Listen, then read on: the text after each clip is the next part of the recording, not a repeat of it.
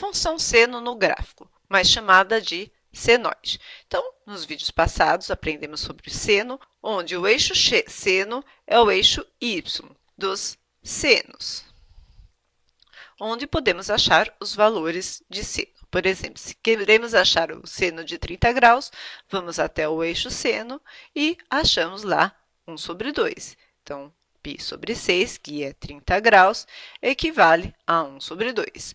Π sobre 4, que é 45 graus, vamos até o eixo dos senos e vamos achar raiz quadrada de 2 sobre 2. E assim por diante, todos os valores.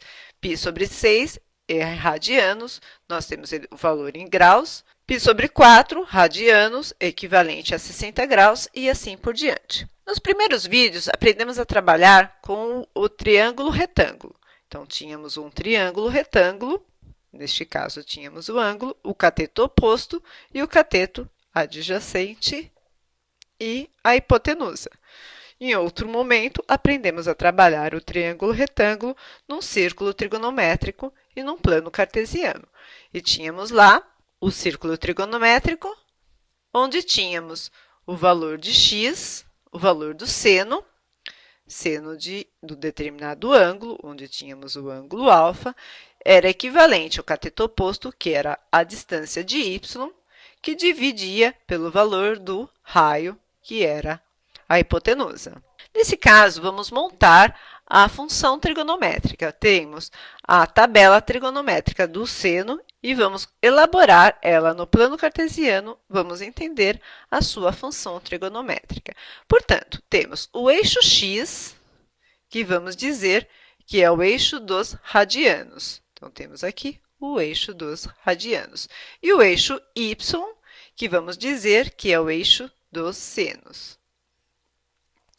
E temos lá o primeiro valor. Eu tenho para x, eu tenho 0, e para y, eu tenho 0. Portanto, vou colocar em letra diferente, eu tenho este ponto, o primeiro ponto, 0 e 0. O segundo ponto, 30 graus, eu tenho π sobre 6, a altura de 1 sobre 2. Então, eu tenho 1 sobre 2 esta altura. Temos aqui a linha de 1 sobre 2, a linha de raiz quadrada de 2 sobre 2, a linha de raiz quadrada de 3 sobre 2 e a linha de 1. E a mesma coisa vamos fazer para o lado oposto. Temos do 0 para cima os valores positivos e do 0 para baixo os valores negativos.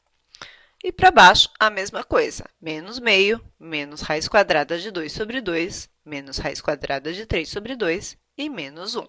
E temos lá o primeiro ponto, 0 e 0.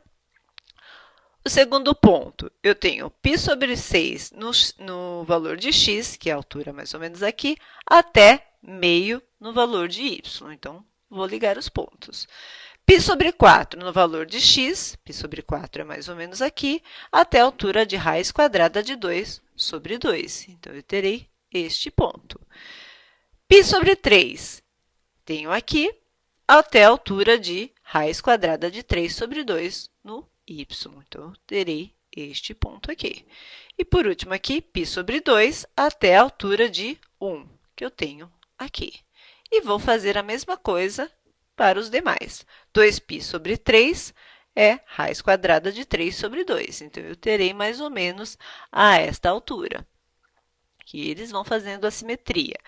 3π sobre 4, raiz quadrada de 2 sobre 2. Vou ter mais ou menos aqui. 5π sobre 6 e, no y, 1 sobre 2. Mais ou menos 5π sobre 6 é aqui, até a altura do 1 sobre 2, de meio. π, que é 180 graus, equivale a 0, exatamente neste ponto. E depois, eu vou ter 7π sobre 6, que vai ser mais ou menos aqui, até a altura de 1 sobre 2. 5π sobre 4, mais ou menos nesse ponto, até a altura de menos raiz quadrada de 2 sobre 2. Então, tenho menos raiz quadrada de 2 sobre 2. 4π sobre 3, que vai ser mais ou menos a essa altura, eu vou ter até menos raiz quadrada de 3 sobre 2. Então, aqui eu tenho 4π sobre 3, que é a altura do y de menos raiz quadrada de 3 sobre 2. E aqui, 3π sobre 2, que equivale a menos 1. Então, eu tenho no x 3π sobre 2 e vou pontilhar até a altura do menos 1 no y.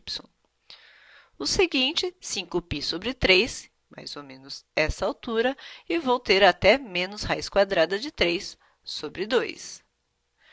7π sobre 4, que eu vou ter até menos raiz quadrada de 2 sobre 2. E 11π sobre 6, que eu vou ter até a altura do menos meio. Então, para x, eu tenho 11π sobre 6, e no y, eu tenho menos meio. E, por último, eu tenho 2π, que equivale a 0 no y. 2π no x e 0 no y, exatamente aqui.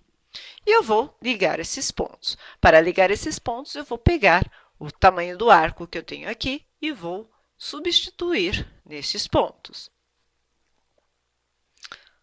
Portanto, eu ligando todos os pontos pretos, eu terei a função seno. Ela começa do zero e ela vai até 2π. Quando ela termina em 2π, ela inicia novamente o mesmo processo. Portanto, dizemos que a função seno ela é periódica. Podemos dizer que o domínio da função seno é qualquer conjunto dos números reais. O domínio é o valor de x. Então, eu tenho qualquer número real. E a imagem, que é os valores de y, ela vai de 0 até 1 e de 0 a menos 1. Portanto, eu posso dizer que o intervalo vai de menos 1 até 1. Nunca passa de 1 e nunca passa de menos 1. Ela sempre permanece até o 1, decresce, vai até o menos 1, cresce novamente, vai até o 1. E assim por diante, periodicamente. E da mesma forma, ela pode ir para os valores negativos do eixo x. Lembrando que eu tenho aqui os valores de π sobre 6 equivale a este ponto. Π sobre 4 equivale a este ponto. Π sobre 3 equivale a este ponto.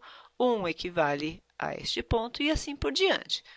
A função, ela começa do zero, vai em crescimento. Chega no π sobre 2, ela começa a decrescer, vai até 3π sobre 2. 3π sobre 2, ela novamente começa a crescer. O que ocorre neste ponto? Começa a crescer em 0, vai até π sobre 2. Em π sobre 2, ela começa em decrescimento, vai até 3π sobre 2 e novamente começa em 2π. E assim por diante, periodicamente. Eu vos convido a assistir no próximo vídeo função cosseno no gráfico. E vos convido também a assistir outros tutoriais e outros exemplos em matemática no site tariasplus.com.